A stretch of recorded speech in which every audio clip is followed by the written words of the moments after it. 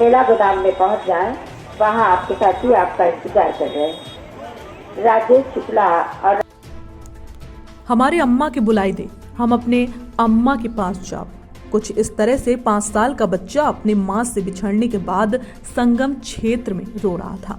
भोले भटके शिविर में रहने वाले लोगों की नजर उस बच्चे पर पड़ी और उससे अपने साथ शिविर में ले आए, जहां काफी देर तक वो बच्चा सिर्फ यही कहता रहा कि हमारे अम्मा को बुला लो। 5 साल का वो मासूम बच्चा एक हाथ में खिलौना लिए सिर्फ अपनी माँ को याद कर रहा था। उस बच्चे की मासूमियत देखकर शिविर में रहने वाले लोग काफी परेशान थे। यही नहीं, उस बच्चे का रोना देखकर वहां के लोगों की भी आंखें भर आई। बताना चाहेंगे कि पिछले 1946 आज तक संगम क्षेत्र में भोले भटके शिविर का कैंप लगाकर एक दूसरे को मिलाने का काम सेवा दल की ओर से किया जा रहा था। इस शिविर को लंबे अरसे से पंडित राजाराम तिवारी चलाते आ रहे थे। पंडित राजाराम तिवारी ने इस शिविर के माध्यम से न जाने कितने परिवारों को टूटने और बिछड़ने से बचाया।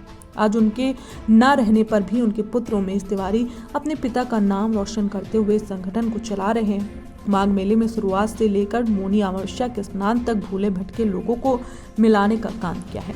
उमेश तिवारी ने बताया कि जब से मेले की शुरुआत हुई है तब से लेकर आज तक 2700 लोगों को मिलाने का काम किया गया है। इतना ही नहीं, शिविर के माध्यम से भंडारे भी चलाए जाते हैं, जिससे दूर दराज से आने वाले लोग बिछड़ने के बाद कैंप में रहे और उनकी खाने की सुविधा प्रदान की जाए। टुडे इंडिया लाइव न्यूज के लिए मिथिलेश त्रिपाठी, ब्यूरो चीफ, प्रयागराज। संगम नगरी प्रयागराज में ये भोले भटके का शिविर जो लगा हुआ है, ये लगभग कितने सालों से चल रहा है? ये 1946 से हमारे पिता स्वर्गीय पंडित राजाराम तिवारी जी ने 1946 में प्रारंभ किए थे। इस वर्ष शिविर का 77वां वर्ष है।